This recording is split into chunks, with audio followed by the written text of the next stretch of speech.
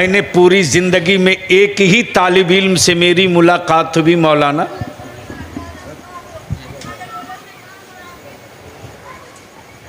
हसनैन साहब, जमशेदपुर मदरसा फैजुल उलूम में रईसुल कलम कायदे अहले सुन्नत अल्लामा अरशदुल कादरी अलैहि रहमा के विसाल के बाद मैं फैजुल उलूम का कारगुजार सदर था। पहली दस्तारबंदी थी जो शब बारात के दिन होती थी। विसाल के बाद की वो पहली दस्तारबंदी थी। उलमाए ज़वील एहतराम को रुखसत करके अब मैं पटना के लिए रवाना होने को था कि किसी तालिब इल्म ने आकर खबर दी कि एक तालिब इल्म मदरसे के पीछे टाटा कंपनी का तालाब है, वहां बैठ करके रो रहा है। अल्लाह, आज भी बलियाबी की आंखें रुकती नहीं है। जिंदगी में एक तालिब इल्म मुझको मिला, एक। दस्तार तो तेरे बलियाबी ने हजारों की बादी होगी। आज की तारीख में आपके इदारे शरिया के मदरसा शरिया में 450 बच्चों का एक टाइम खाना बनता है। तीनों टाइम एक बारात तैयार है, तीनों टाइम। लेकिन अब तक मुझे जिंदगी में एक तालिब इल्म मिला। जब मालूम हुआ कि मदरसे के पीछे तालाब के किनारे एक बच्चा रो रहा, मैंने कहा पता करो क्यों रो रहा है, कहाँ का बच्चा है। उसी में से एक तालिब इल्म ने बताया कि उसकी अभी दस्तारबंदी हुई है, जुब्बा पहना है, पगड़ी बांधा है और टीन का बक्सा लिए हुआ है, उसी बक्से पर बैठ कर रो रहा। हमें लगा कि शायद उस बच्चे को जाने को घर पे किराया नहीं होगा, कोई ज़रूरत होगी, रो रहा होगा। ऑफिस से मैं निकला, मैंने कहा चलो देखता हूं कौन बच्चा है। जैसे ही पहुंचा वो मेरा बच्चा मुझसे लिपट गया। मौलाना वो तालिब इल्म मुझसे मिला था हावड़ा स्टेशन पर। पक्का 6 साल के बाद वो घर जा रहा था। 6 साल के बाद हावड़ा स्टेशन पर मैं ट्रेन पकड़ने के लिए खड़ा था। अब वो बच्चा बहुत गौर से मेरी तरफ देख रहा था, तो मेरे साथ एक नौजवान था। मैंने कहा वो लड़का गौर से देख रहा, मुझको पता करो क्या बात है। जैसे ही उससे पूछा क्या बात है, क्यों देख रहे हो उनको गौर से, तो उसने कहा मौलाना बलियाबी साहब है ना। कहा हाँ। गौर से सुनना। जैसे ही उस तालिब इल्म ने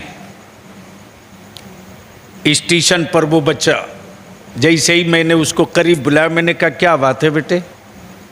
मुझको लगा ये बच्चा खाना नहीं खाया है, कई दिनों का भूखा लग रहा। मैंने कहा बेटे खाना खाए हो। खामोश, आंखों के पपूटे पर आंसू पड़े हैं, लेकिन गैरत उसे गिरने नहीं दे रही।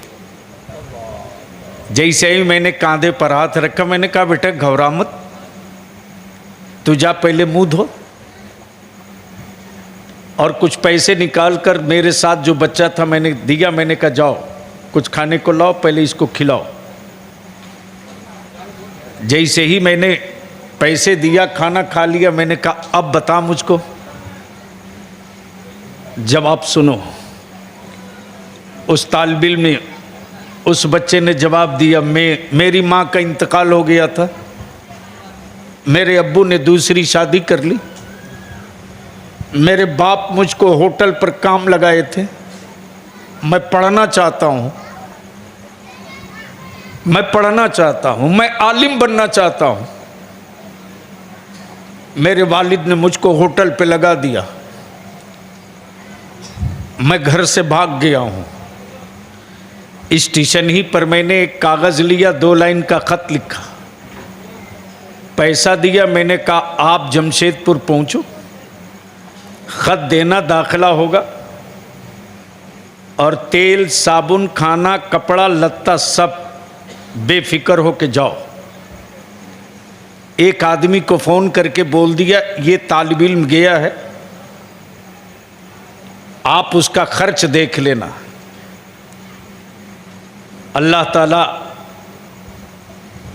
उस नौजवान के वालिदैन को गरीक़ रहमत करे। वो नौजवान अपने वालिदैन की तरफ से उस बच्चे की किफ़ालत की पूरी जिम्मेदारी ले ली। साल में उसको 4 जोड़े कपड़े, कंबल, साबुन और पॉकेट खर्च हर महीने 300, 250, 400 उस बच्चे को मिलते रहा। और हैरत ये मौलाना जी कि जो देता था उसको वो तालिब इल्म कभी देखा भी नहीं। लिफाफ पहुंच जाता था, बच्चे को मिल जाता था। मैं भी भूल गया कि मैंने किसी को भेजा था, आज उसकी दस्तार बांध रहा हूं।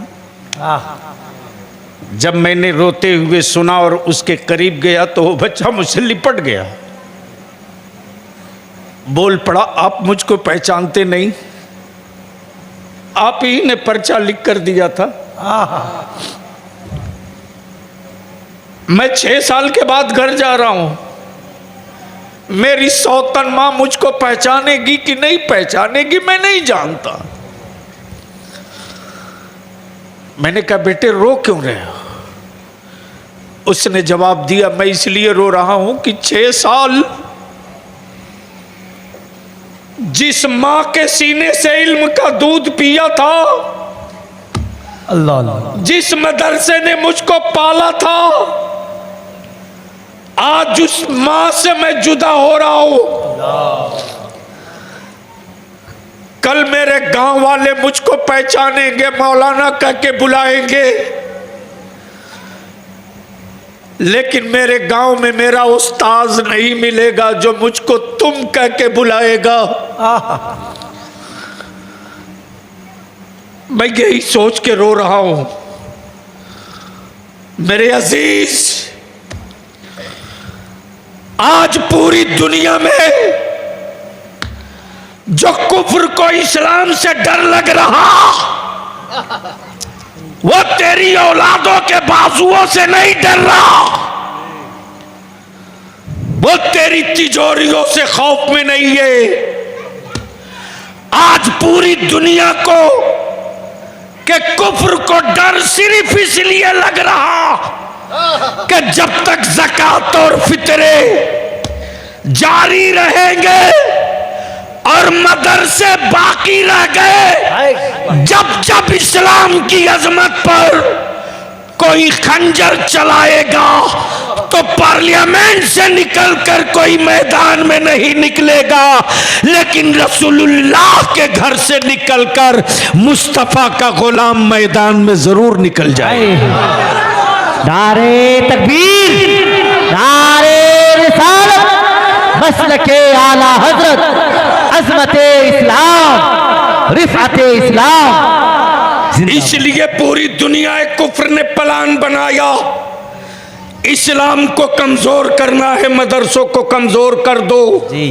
मदरसे कमजोर हो जाएंगे, आलिम नहीं पैदा होगा, मुस्तफा की शरीयत कौन बताएगा?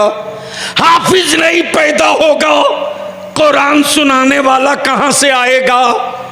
इसलिए मदरसों को कमजोर करो, कमजोर करो।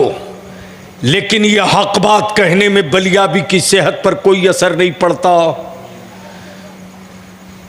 जो किशनगंज इतना बड़ा मुस्लिम अक्सरियती इलाका है, जहां 300 से ज्यादा इमदादी मदरसे हैं, अगर इमदादी मदरसे वालों ने इंसाफ कर दिया होता इस कौम के साथ, तो शायद हमें किसी दूसरे मदरसे की क़याम की जरूरत नहीं पड़ती। आज जो किशनगंज में मुस्तफ़ा की मिलाद बाकी है, आज जो किशनगंज में नियाज फातिहा जश्न मिलाद बाकी है, आज जो किशनगंज में हराम को हराम कहने का हौसला बाकी है, माफ करना वो इमदादी मदरसों के मुदर्रिस और आलिमों की देन नहीं है, वो ज़कात और फितरे पर चलने वाले मदरसों का कमाल है। वाह वाह वाह वाह। इसलिए कि इन आलिमों ने मस्त हो लिया है। हाँ हाँ, इससे भी हम इनकार नहीं कर सकते कि काम रिवाज चल चुका है। मदरसे का मतलब मौलवी जाने, मौलवी जाने। और उससे बड़ी बात तो यह है, मैं तो सुना मौलाना हैरत में रह गया कि कुर्बानी की खाल यहां लोग बेचते हैं और मदरसे वाले गरीब खरीदते हैं जी। बोलो सही है कि गलत? अरे बोलो ना, जोर से बोलो। नहीं, जोर से बोलने में शर्म आ रही है क्या? दे देते हैं। बेचने का क्या मतलब है? बेचने का क्या मतलब है?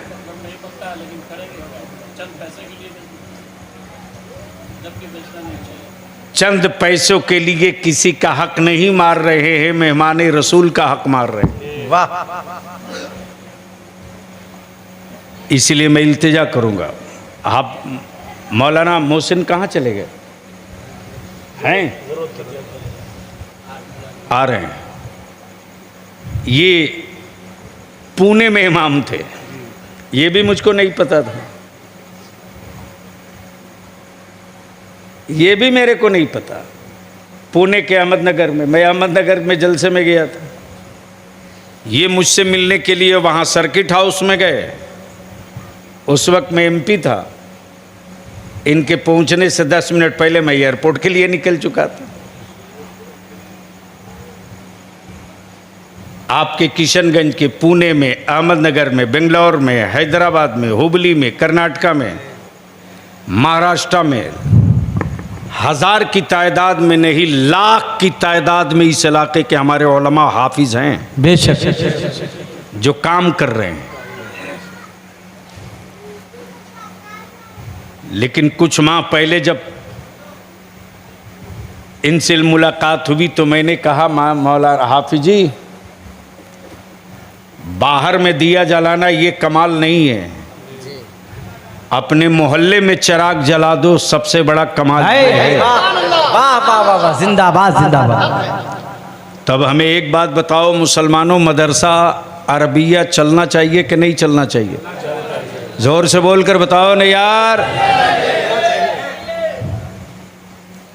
कैसे चलेगा? आपका बच्चा एसी में रहे, रसूलुल्लाह का मेहमान गर्मी में तड़पे। हाफिज मोहसिन जब कह रहे थे कि बच्चे मजबूर होकर घास पे सो रहे हैं, 1 मिनट कोई नहीं रह सकता। मैं खुद 20 दिन पहले आया था, 25 दिन पहले। मेरी माँ, बहन, बेटियाँ यहाँ काफ़ी तादाद में खड़ी थी। बलियावी कैसा है ज़रा करीब से देखो। इसके बगल से मैं गुजर रहा था तो हीट आ रही थी बाहर तक। अब ईमान से बोलो, नबी ये कौनैन का मेहमान गर्मी में तपे और आप बरकत की तावीज़ लेते रहो, तावीज़ असर करेगी? अरे बोलो ना। उसी दिन मुझको कमेटी के लोगों ने दिखाया कि हज़रत ये पिलर खड़ा हो रहा है और माशाल्लाह क्या शानदार जगह है साहब। मस्जिद भी है और ज़मीन इतनी बेहतर है, ईदगाह भी है और मदरसा भी है। इसको सिर्फ सजा दो खगड़ा वालों, और इतना बढ़िया सजा दो, इतना बढ़िया सजा दो कि किशनगंज रेलवे स्टेशन पर जब बच्चे उतरे और पूछे कि हमें जामिया अरबिया जाना है तो हवाई वाला भी कहे आजा मैं देखा हूँ। बेशक, ये उसी वक्त मुमकिन होगा जब आप इसको मजबूत करोगे। तो पिलर खड़ा करना है ना।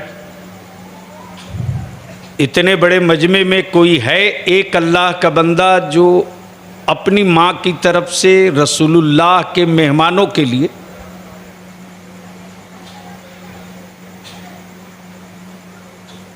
सिर्फ 1100 रुपया दे दे। जब ये काम शुरू करेंगे हम 11,000 रुपये देंगे। माशाअल्लाह। हजरत अब नारा कब लगाइएगा? नारे तकबीर। अरे माइक आसान में कर दे। लगा आप जोर से। नारे तकबीर, नारे रिसालत, मदरसा जामे अरबिया, जनाब सलाहुद्दीन ठेकेदार, अल्लाह ताला उनके कारोबार में खैर बरकत अता फरमाए।